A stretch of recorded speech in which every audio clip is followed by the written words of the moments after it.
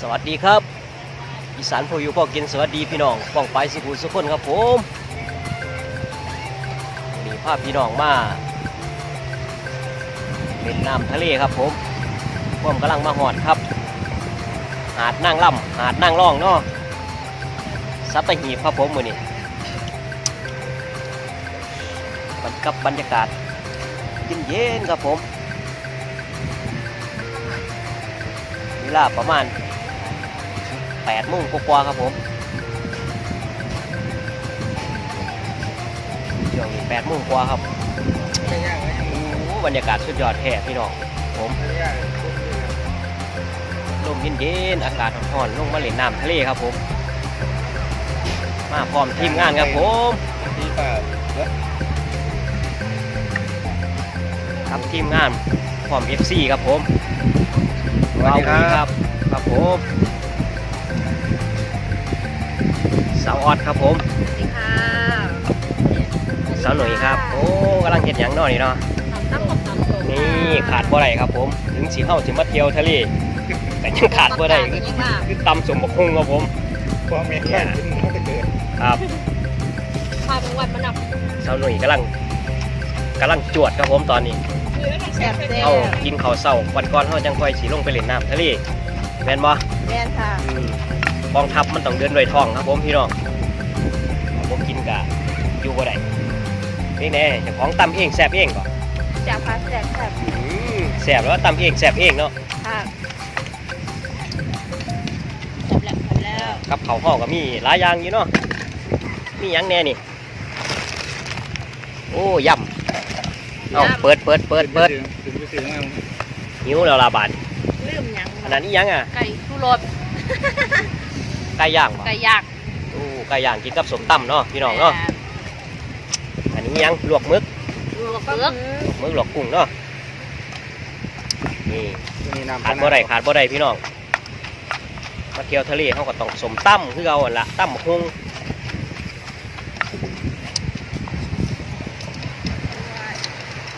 พา FC มาเที่ยวน้ำทะเลครับผมมื้อนี้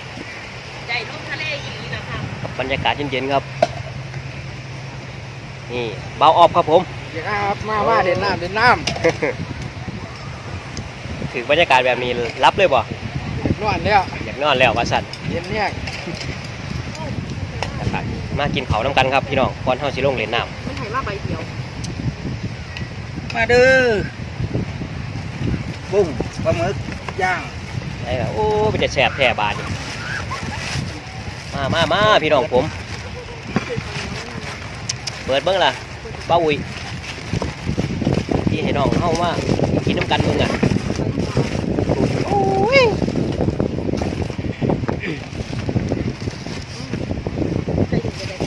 เป็นแสบแท่เป็นแสบแท่บาดมึงแข่งพอดก็มีน้อยนี่เนาะ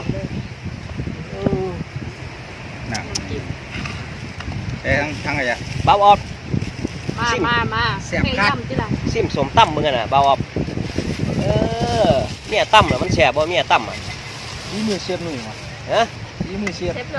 เปิดพี่น้องเขามากินเว้ยนั่นน่ะว่าพี่น้องเอาเป้งได้บาทแซ่บคือเขาโอ้ยตั้มแบบอีสานเขาเนาะเครื่องบกครบกระแสบเนาะแซ่บคือเขาโอ้ย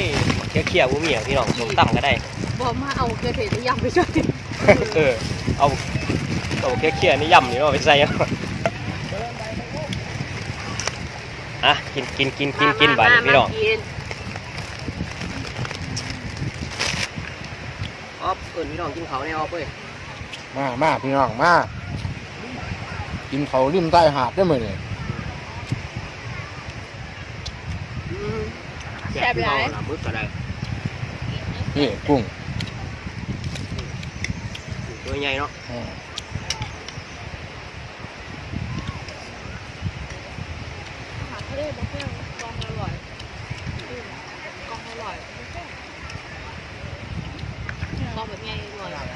สมตั้มพี่น้องสมตั้มปูกินทำยังไงพี่น้องเบิ่งไงอ๊อบสมตั้มพี่น้องต้มตับจ้ะจำมังฮูสมตั้มกินเขาริมหาดทะเลน้ำทะเล พา FC มาเที่ยวครับผมมื้อนี้หลังจากกิน กินเขาก้อนก็ไปเล่น แวะมา น้ำ หากันกันเลยเด็กพาเพิ่นมาเที่ยวทะเลมื้อนี้ ย่ำเลยนะครับ กัดบ่ทันได้ขึ้นเลยเดี๋ยวพี่น้องที่ปิ้งไก่นะ พี่น้องปิ้งไก่แซ่บคัก แสบหลายแสบหลาย เดี๋ยวพี่น้องเขากินนะออดนั่นไง มา พี่ เจ น้อง อ เขา มา เบิ่ง เด้อ คุยก็ตำบักหุ่งปิ้งไก่ ปีกไก่ อาปากใส่ครับยังไงเบิ่ง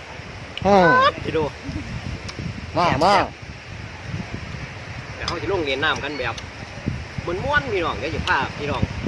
ไปชมบรรยากาศตอนเล่นน้ำครับผม มาตำมือใส่มืออย่าว่ากันเด้อ ใส่มือแล้วต้องแสบ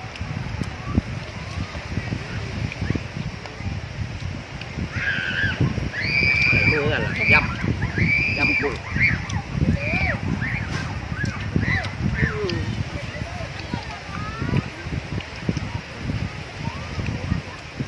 แบบพัก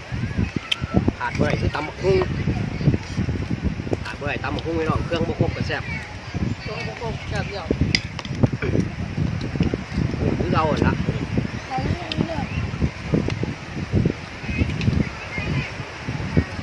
เบาอีกนี่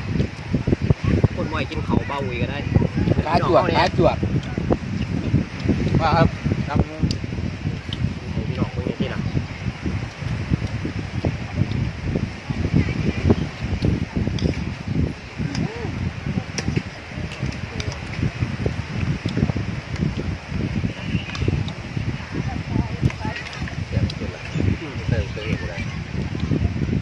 นี่หรอ บอกว่าลืมใส่ชูรส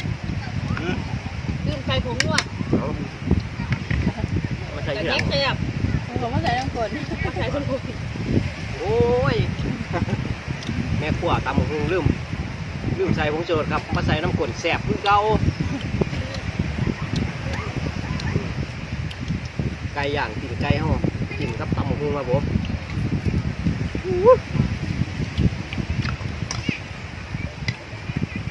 มึงเลยพอเลยจับมึง ทั้งหมดท่าเรือค่ะทหาร ขันที่จับแพ้ไม่ไพ่แพ้หูเรื่อยขอถูกเด้ ตั้งแต่เฮ็ดยูทูบมานี่อีสานพวกยูทูบกินป่วนขึ้น3 โลแล้วครับผม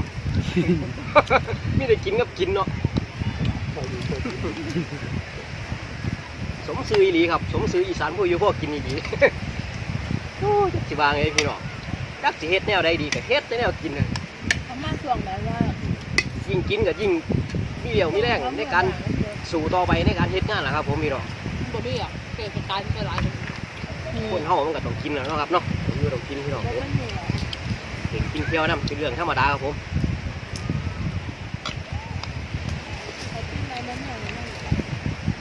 เป็นท้องนอกใจ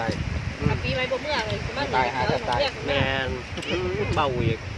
เบาไอ้ถูกใจมากแจ๋วเลย ตายไปบ่ได้พ่อบาทแต่อยู่เด้อเหรียญบาทค่า20 บาทเขามากกับปีที่เขาเก่า โอเคพี่น้องขออยากกินเขากันครับผม เดี๋ยวจังค่อยไปเล่นน้ำน้ำกันครับ เดี๋ยวพาทีมงานกินเขาให้ยิ้มกันครับผมกองทัพต้องเดินด้วยท้อง เดี๋ยวจังค่อยไปเล่นน้ำน้ำกันครับ